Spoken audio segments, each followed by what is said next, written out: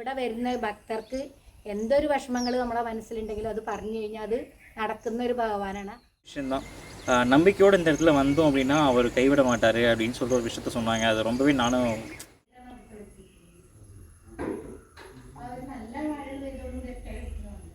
ഇത്ര വെള്ളം വരുന്നു കേട്ടോ. ഇതിങ്ങനെ നിൽക്കും, ഇപ്പോഴത്തെ ഇത്ര നിൽക്കാൻ പറ്റില്ല. പക്ഷേ മാർച്ച് ആവുമ്പോൾ ഇത്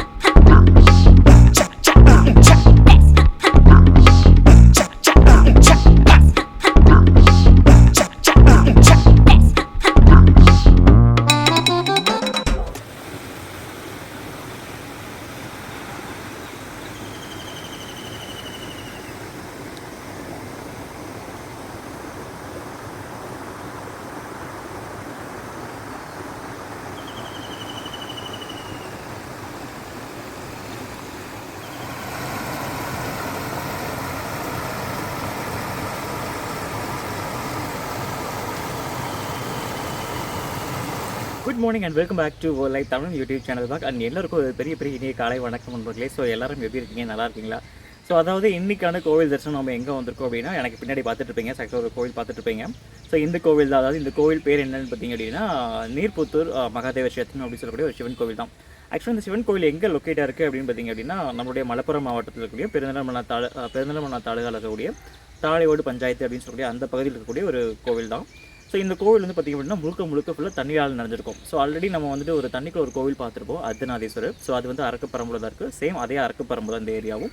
ஸோ கொஞ்சம் பக்கம் தான். ஸோ அந்த கோவிலுக்கும் இந்த கோவிலுக்கும் ஒரு 10 கிலோமீட்டர் வரும்னு வச்சுக்கோங்களேன். ஸோ இந்த பகுதியில் இருக்கக்கூடிய இந்த கோவில் வந்து பார்த்திங்க அப்படின்னா ஃபுல் அண்ட் ஃபுல் வாட்டர் தான். ஸோ இந்த கோவில் வந்து பார்த்திங்க அப்படின்னா கொஞ்ச நாள் ரீசெண்டாக வந்து பார்த்திங்க அப்படின்னா இன்ஸ்டாவில் ரொம்ப ஃபேமஸ் ஆயிடுச்சு. ஸோ இன்ஸ்டாகிராமில் ரொம்ப ஃபேமஸாக போயிட்டு இருந்தது. என்னென்னா தண்ணிக்குள்ள ஒரு கோவில் பார்க்கவே ரொம்ப அழகாக இருந்தது. ஸோ ஆக்சுவலாக வீடியோவில் பார்த்துருப்பீங்க எல்லாருமே. ஸோ அதனால தான் இந்த கோவில் இன்றைக்கி விசிட் பண்ணி பார்க்கலாம். ஸோ இந்த கோவில் சரித்திரங்கள் விசேஷங்கள் தெரிஞ்சுக்கலாம் அப்படின்னு சொல்லிட்டு தான் இங்கே வந்தது. ஸோ ரொம்ப சூப்பராக இருந்தது நண்பர்களே. நான் சொல்லி பிடிக்கிறத விட ஃபஸ்ட்டு இந்த வீடியோவில் ஃபுல்லாக பார்த்துட்டு வந்துருங்க. இந்த இடம் எங்கே இருக்குது, என்ன மாதிரி இடத்துல இருக்குது, ஸோ எப்படிப்பட்ட சூழலுக்கு மத்தியில் இந்த கோவில் அமைஞ்சிருக்கு அப்படின்னு சொல்கிறத விட நான் வீடியோ எடுக்கும்போதே ரொம்ப சூப்பராக இருந்தது. நீங்கள் வீடியோவில் ஃபுல்லாக பார்த்துட்டு வந்துருங்க. அண்ட் வீடியோ ஸ்கிப் பண்ணாமல் ஃபுல்லாக பாருங்கள் நண்பர்களே.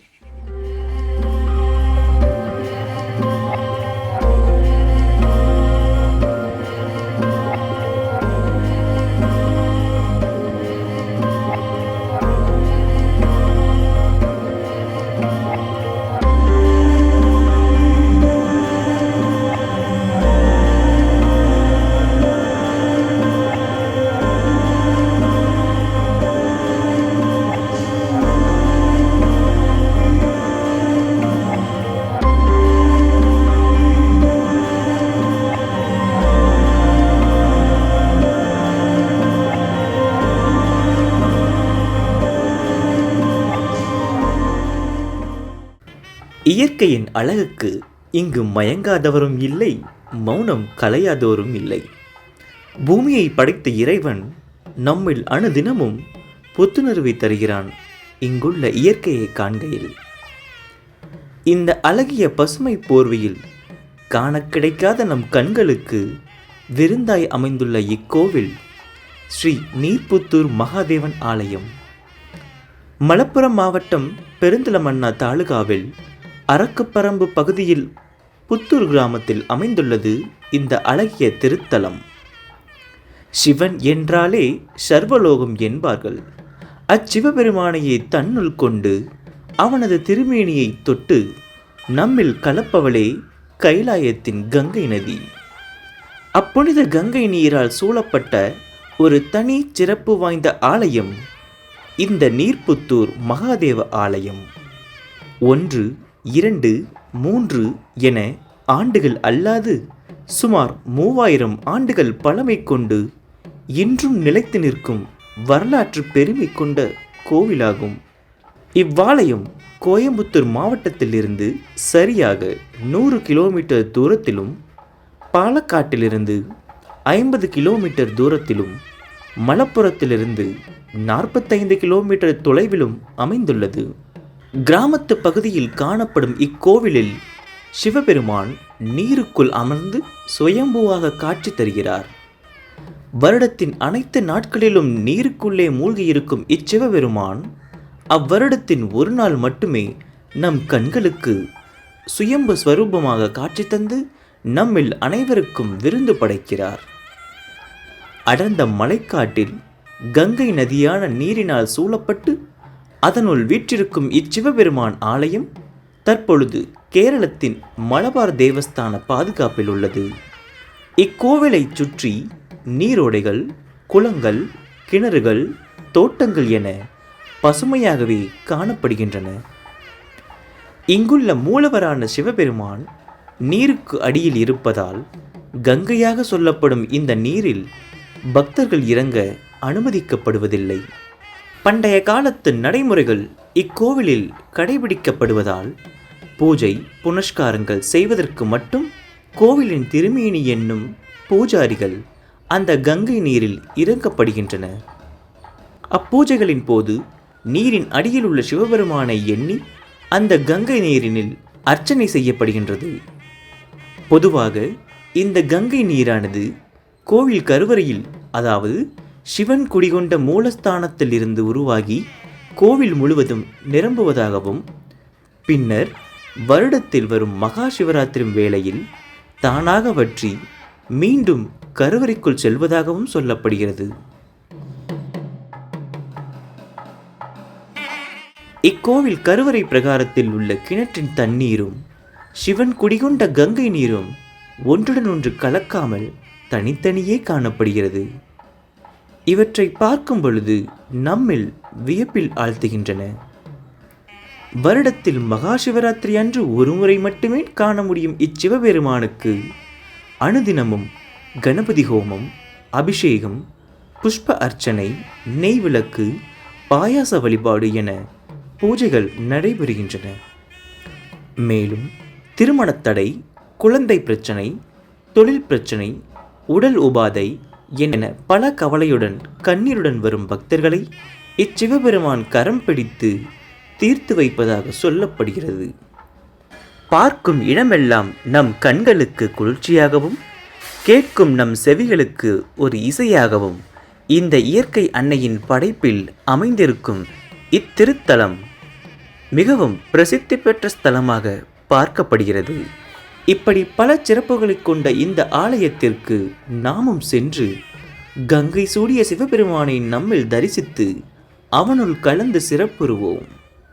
எல்லாருக்கும் ஒரு பெரிய வணக்கம். அதாவது இன்னைக்கு நம்ம வந்திருக்கக்கூடிய கோவில் எந்த கோவில் அப்படின்னு பார்த்தீங்க அப்படின்னா நம்மளுடைய மலப்புரம் மாவட்டம் தான். ஸோ பாலக்காடு பக்கத்தில் இருக்கக்கூடிய மலப்புரம் மாவட்டத்தில் தான் இருக்குது. ஸோ இந்த மலப்புரம் மாவட்டத்தில் அதாவது பெருந்தலமண்ண தாலுகக்கூடிய தாழையோடு அப்படின்னு சொல்லக்கூடிய பஞ்சாயத்தில் இருக்கக்கூடிய நீர்புத்தூர் மகாதேவ கஷேத்திரம் அப்படின்னு சொல்லக்கூடிய கோவில் தான் வந்திருக்கும்.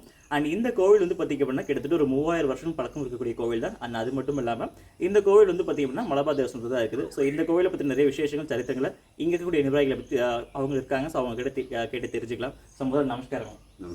നമസ്കാരം. എന്റെ പേര് എന്റെ പേര് സേതു മാധവൻ. നിങ്ങളുടെ പേര് അമ്മേ? നാരായണിക്കുട്ടി. അമ്മ ഈ നീർപൂത്ത് മഹാദേവ ക്ഷേത്രത്തിന്റെ 3000 വർഷം പഴക്കം പറഞ്ഞിട്ടുണ്ട്. ഈ അമ്പലത്തിന്റെ ചരിത്രം എന്താണ്? ഈ അമ്പലത്തിന്റെ ചരിത്രം എന്ന് പറഞ്ഞു കഴിഞ്ഞാൽ 3000 വർഷം മുമ്പ് ഒരു ബ്രാഹ്മണ കുടുംബങ്ങളുടെ ആണെന്നാണ് പറയണത്.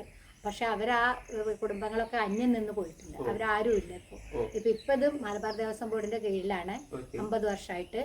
അപ്പൊ ഇവിടുത്തെ കാര്യങ്ങൾ ചെയ്യുന്നുണ്ട്. അപ്പോൾ നമുക്ക് ഡീഗ്രേഡ് അമ്പലമാവുകൊണ്ട് കൂടുതൽ പിന്നെ നമുക്ക് സഹായങ്ങളൊന്നുമില്ല. പറ്റുന്നത് അവർ ചെയ്യുന്നുണ്ട്, പക്ഷെ ബാക്കിയൊന്നുമില്ല. അപ്പൊ നമുക്ക് ഇവിടെ വരുന്ന ഭക്തർക്ക് എന്തൊരു വിഷമങ്ങൾ നമ്മുടെ മനസ്സിലുണ്ടെങ്കിലും അത് പറഞ്ഞു കഴിഞ്ഞാൽ അത് നടക്കുന്ന ഒരു ഭഗവാനാണ്. അപ്പോൾ ദൂരദേശങ്ങളിൽ നിന്ന് ബോംബെ, തിരുവനന്തപുരം, കോയമ്പത്തൂർ, ബാംഗ്ലൂർ, ചെന്നൈ ഒക്കെ വരുന്നുണ്ട് ഇവിടെ. ഇന്ന് പോലും കോയമ്പത്തൂരിൽ നിന്ന് ആൾക്കാർ വന്നു പോയിട്ടുണ്ട്. അവർ വന്നിട്ടുണ്ട്. മക്കളില്ലാത്തവർക്ക് മക്കളെ, അതുമാതിരി വിവാഹം കഴിയാത്തവർക്ക് വിവാഹം, രോഗം വരുന്നവർക്ക് രോഗം. അത് ഭഗവാനോട് നമ്മൾ വന്ന് സ്വയം നമ്മൾ പറഞ്ഞ് ചെയ്യുക. അല്ലാതെ നമ്മൾ ഇവിടെ അമ്പലത്തിൽ നിന്ന് തിരുമേനിയോ അതിൽ ഞങ്ങളോ പറഞ്ഞിട്ടൊന്നും ആരും ചെയ്യില്ല. സ്വയം നമ്മുടെ മനസ്സിൽ തോന്നി നമ്മൾ ഭഗവാനെ വിളിച്ചു പോയാൽ ഭഗവാൻ ആ കണ്ണീര് ഒപ്പും. അതാണ് ഇവിടുത്തെ. പിന്നെ ഇവിടുത്തെ പ്രധാന പൂജകൾ പറഞ്ഞാൽ പിന്നെ ഒരു ദിവസ പൂജ എന്നാ പറയുക. അന്നത്തെ ദിവസത്തെ പൂജ നമ്മുടെ വീട്ടുകാർ നമ്മൾ ചെയ്ത് കഴിഞ്ഞാൽ അതിന് 400 രൂപ വരുന്നുള്ളൂ. അതിൽ നമുക്ക് ഗണപതി ഹോമം കഴിയും, ധാര കഴിയും, പുഷ്പാഞ്ജലി കഴിയും, പിൻവിളക്ക് കഴിയും, നെയ്വിളക്ക് കഴിയും, എല്ലാം പായസം എല്ലാം അതിന് ചെയ്യും. അത് നമുക്ക് വേണ്ടവർക്ക് ഇവിടെ വന്ന് ചെയ്യാം. അതല്ലെങ്കിൽ നമുക്ക് ഇവിടെ വന്നിട്ട് അവരുടെ വീട്ടിലേക്ക് അയച്ചു കൊടുക്കണമെങ്കിൽ ആ പ്രസാദം അയച്ചു കൊടുക്കും, കൊറിയറായിട്ട്. അപ്പൊ അതിനുള്ള കൊറിയർ ചാർജ് വാങ്ങിക്കുന്നുള്ളൂ. ബാക്കി ഇല്ലെങ്കിൽ 400 രൂപയുള്ളൂ. അതാണ് ഇവിടെ ചെയ്യുന്നത്. അതുപോലെ ഇപ്പൊ എനിക്ക് എൻ്റെ അനുഭവത്തിൽ തന്നെ അസുഖം വന്ന് ഞാൻ എൻ്റെ കാല് വയ്യാതെയിട്ട് കാല് മുറിഞ്ഞു തൂങ്ങിയ ആളായിരുന്നു. ഞാൻ അങ്ങോട്ട് വരുന്നു ഞാൻ പ്രതീക്ഷിച്ചിട്ടില്ല. അടി കുത്തി വന്ന ആളാണ്. ഇന്ന് ഞാനിവിടെ വരുന്നു. 1.5 കിലോമീറ്റർ ദൂരെ നിന്നാണ് ഞാൻ ദിവസം രാവിലെ ഇവിടെ വന്ന് ചെയ്തു പോകുന്നു ഇവിടുത്തെ കാര്യങ്ങൾ. അതുപോലെ എൻ്റെ അനിയന് വയ്യാതെയായിട്ട്, എൻ്റെ അനുഭവം മാത്രം, അനിയന് വയ്യാതെ അവൻ പോയി എന്ന് പറഞ്ഞ ആളാണ്. പക്ഷെ ഇന്ന് അവൻ ഒരു പാരാസിറ്റമോൾ പോലും ഇല്ലാതെ നല്ല രീതിയിൽ ജീവിച്ചു കൊണ്ട് ജോലി ചെയ്ത് പോകുന്നുണ്ട്. ഒരു കുഴപ്പമില്ല. അപ്പോൾ ഇവിടെ വരുന്നവർക്ക് ഭഗവാന്റെ എല്ലാ അനുഗ്രഹങ്ങളും ഉണ്ടാവും. പിന്നെ ഞങ്ങൾക്ക് ഞങ്ങളുടെ അമ്പലത്തിന് ഞങ്ങളുടെ എന്നല്ല എല്ലാവരുടെയും അമ്പലം, ഞങ്ങളുടെ അമ്പലം കുറച്ചും കൂടെ ഒക്കെ ഒന്ന് കാര്യങ്ങൾ ചെയ്യാനുണ്ട്. ഇവിടുത്തെ പിന്നെ കുറച്ച് പരിഹാര കർമ്മങ്ങളൊക്കെ പറഞ്ഞിട്ടുണ്ട്. അതൊന്നും ചെയ്യാനുള്ള വരുമാനം ഞങ്ങൾക്കില്ല. അപ്പം അത് വരുന്നവർ കണ്ടറിഞ്ഞ് ഞങ്ങളുടെ അമ്പലത്തിന് എന്തെങ്കിലുമൊക്കെ കഴിയുന്നത് ചെയ്ത് നല്ല രീതിയിലാവണമെന്നാണ് ആഗ്രഹം. அதாவது பார்த்திங்க அவங்க நிறைய சொல்லியிருப்பாங்க இந்த கோவிலோட விசேஷங்கள் பூஜைகள் நிறைய என்னென்ன இருக்குதுன்னு எல்லாமே சொல்லியிருப்பாங்க. அண்ட் இந்த கோவில் வந்து பார்த்திங்க அப்படின்னா இப்போ மலைப்பாதை தேவஸ்தானம் இந்த பாதுகாப்பில் தான் இருந்துகிட்ருக்கு. ஸோ கொஞ்சம் டீப் ஏரியாக்குள்ளே இருக்க அப்படின்றனால கொஞ்சம் அதிகமாக தெரியறதில்லை. இப்போ தான் பார்த்திங்கன்னா இப்போ ரீசெண்டாக பார்த்திங்கன்னா இன்ஸ்டாகிராமில் வந்து இந்த கோவில் நிறைய ஃபேமஸ் ஆகிட்டு இருக்கு. ஸோ அதனால தான் இன்றைக்கி இந்த கோவிலை பற்றி எடுத்துடலாம் அப்படின்னு சொல்லிட்டு தான் இந்த கோவிலுக்கு வந்தது. அண்ட் இந்த கோவில் வந்து பார்த்திங்க அப்படின்னா ஃபுல் அண்ட் ஃபுல் வந்து தண்ணிக்குள்ளே தான் இருக்குது. ஸோ நம்ம ஆல்ரெடி பார்த்திங்கன்னா இதே அரக்கு பரம்பு சொல்லக்கூடிய ஏரியாவில் வந்து நம்ம ஆல்ரெடி ஒரு தண்ணியில் ஒரு கோவில் பார்த்தோம், அர்த்தநாதீஸ்வரர் சொல்லிட்டு. ஸோ இது வந்து பார்த்திங்கன்னா நீர்புத்தூர் மகாதேவ க்ஷேத்திரம் அப்படின்னு சொல்லி சிவன் கோவில் தான். சிவன் வந்து பார்த்திங்கன்னா தண்ணிக்குள்ளே தான் இருக்கார். అమ్మ ఇప్పటితో ഈ അമ്പലത്തിൽ വെള്ളം ഉണ്ടല്ലേ, അത് എന്തുകൊണ്ട് ആചാരം അകത്ത് കയറി മാത്രം? അത് അകത്ത് കയറുന്നത് പറഞ്ഞാൽ അത് ഗംഗാ തീർത്ഥമായിട്ടാണ് സങ്കല്പം. അപ്പൊ ഭഗവാന്റെ ശിവലിംഗം അതിനകത്തായിരിക്കുന്നു. അപ്പൊ അത് കാരണം ഇന്ന് ആരാണോ പൂജയ്ക്ക്, ഇന്ന് അർച്ചന ചെയ്യുന്ന ആരാണോ അവര് മാത്രമേ ഇറങ്ങുള്ളൂ. അത് ബിംബമായിട്ട് ഇതായിട്ടുള്ളതാണ്. അത് ഇവിടുന്ന് പുറത്തുനിന്ന് അങ്ങോട്ടല്ല വെള്ളം പോകുക. അത് മഴ പെയ്യുമ്പോൾ ഫസ്റ്റ് ഉണ്ടാവുന്ന അവിടുന്ന് വന്ന് പുറത്തേക്കാണ്. അതുപോലെ വെള്ളം ശിവരാത്രിക്ക് വറ്റും പോവും. അപ്പൊ അതും ഉള്ളിലാണ് ലാസ്റ്റ് പോവുക. അതാണ് ഇവിടുത്തെ പ്രത്യേകത. Okay okay. அதாவது பார்த்தீங்க அப்படின்னா என்ன ஒரு பெரிய விஷயம் நடக்குது அப்படின்னா, இங்கே தண்ணி வந்து பார்த்தீங்கன்னா மழை பெஞ்சு உள்ளே, அதாவது வெளியிலேருந்து தண்ணி உள்ளே போகிறது கிடையாதாமா. அதாவது உள்ளே இருக்கக்கூடிய தண்ணி, கருவறைக்குள்ள இருக்கிற தண்ணி தான் அதுமாதிரி கோவிலை சுற்றி பார்த்தீங்க அப்படின்னா அந்த என்ன சொல்ல ஸ்ரீ கோவிலை சுற்றி ஃபுல்லாக பார்த்தீங்கன்னா ஃபுல்லாக ஃபில் பண்ணிதாம்மா. ஸோ அந்தளவுக்கு உள்ள ஒரு பவர் இருக்க மாட்டேங்குது. அண்ட் அது மட்டும் இல்லாமல் நம்ம வருஷத்தில் வரக்கூடிய மகா சிவராத்திரி பார்த்தீங்களா, ஸோ அந்த டைமில் தான் சிவபெருமானை பார்க்க முடியும் போல். ஸோ அந்த டைமில் பார்த்தீங்க அப்படின்னா அதே தண்ணி வந்துட்டு மொத்தம் அந்த February I think March April அந்த டைமில் வந்து பார்த்திங்கன்னா இருக்கக்கூடிய தண்ணிகளில் உள்ளே இழுத்துருமாமா. ஸோ அந்தளவுக்கு ஒரு ஃபேமஸ்னு சொல்லிட்டு இருக்காங்க. ஸோ அந்த டைம் வந்தால் மட்டும்தான் நீங்கள் இந்த சிவபெருமானை பார்க்க முடியும். ஸோ ஒரு மகா சிவராத்திரி அன்றைக்கி மட்டும்தான் நம்ம ஒரு வருஷம் பார்க்க முடியும். ஸோ நிறைய விஷயங்களை பற்றி சொல்லியிருக்கீங்க, இவ்வளோ விஷயங்கள் நமக்காக சொல்லியிருக்காங்க. ஸோ நமக்கு அவங்க பேர் என்ன? நாராயணிக்குட்டி. ஸோ நாராயணி அம்மா குட்டிக்கு ஒரு பெரிய டீச்சர், அவங்க டீச்சராக இருந்திருக்காங்க. ஸோ அவங்களுக்கு ஒரு பெரிய பெரிய நன்றிகளை தெரிவிச்சுக்கலாம். ஸோ அதுக்கப்புறம் பார்த்திங்கன்னா சேது மாதவன், ஸோ இவர் இங்கே டீமாக இருக்கார். ஸோ இவங்களும் ஒரு நிறைய விஷயங்கள் ஆக்சுவலாக தமிழ் தெரியல. ஸோ அதனால தான் வந்து அவங்கக்கிட்ட கேட்டுட்டேன், ஃபுல் அண்ட் ஃபுல் கேட்டு தெளிவாக அவங்கக்கிட்ட சொல்லிட்டேன். ஸோ ரொம்ப சந்தோஷம், இவ்வளோ விஷயங்கள் நிறையா சொல்லியிருக்கீங்க. ஸோ இதை பார்த்துட்டு இருக்க மக்கள் அவங்க திருப்பி இங்கே வந்து இந்த கோவிலுக்கு வந்து அவங்களால என்ன பண்ண முடியுமோ, அவங்களால என்ன ஒரு கடவுள் பண்ண வைக்கிறாரோ அதை அவங்க பார்த்துப்பாங்க. ஸோ அவங்க தெரிஞ்சுக்கும் உங்களுக்கு. ஸோ நீங்களும் வாங்க, இந்த கோவில் வந்து விசிட் பண்ணி பாருங்கள் மறக்காமல். ஸோ ஒரு சூப்பரான கோவில், அந்த சூப்பரான ஒரு ப்ளசண்ட்டான இடம். வந்தீங்க அப்படின்னா என்ன சொல்கிறது, ஒரு கண்ணீரோடு வரக்கூடிய பக்தர்களுக்கு அவங்க சந்தோஷமாக போகிற அளவுக்கு இந்த சிவபெருமான் பண்ணிட்டு இருக்கறதா சொல்கிறாங்க. நிறைய ஆச்சரியங்களும் அதிசயங்களும் நடத்திட்டு இருக்கறதா சொல்லிட்டு இருக்காங்க. ஸோ இந்த கோவிலை உங்களோட சேர்ந்து பார்த்தது ரொம்ப சந்தோஷமாக. ஸோ ரொம்ப நன்றி அவன். ரொம்ப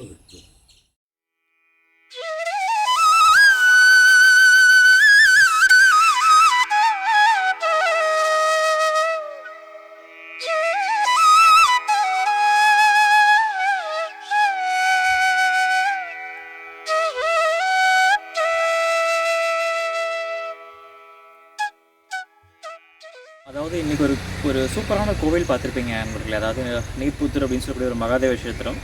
ஸோ இந்த கோவில் வந்து பார்த்திங்க அப்படின்னா ஆக்சுவலாக வந்துட்டு நம்ம மார்னிங்கே விசிட் பண்ணோம். ஸோ மார்னிங் விசிட் பண்ணுறப்போ பார்த்திங்க அப்படின்னா திருமணி இருந்தாங்க. ஸோ அதாவது மேல் சாந்திகள் இருந்தாங்க. ஸோ அவங்கக்கிட்ட டக்குன்னு பேச முடியல.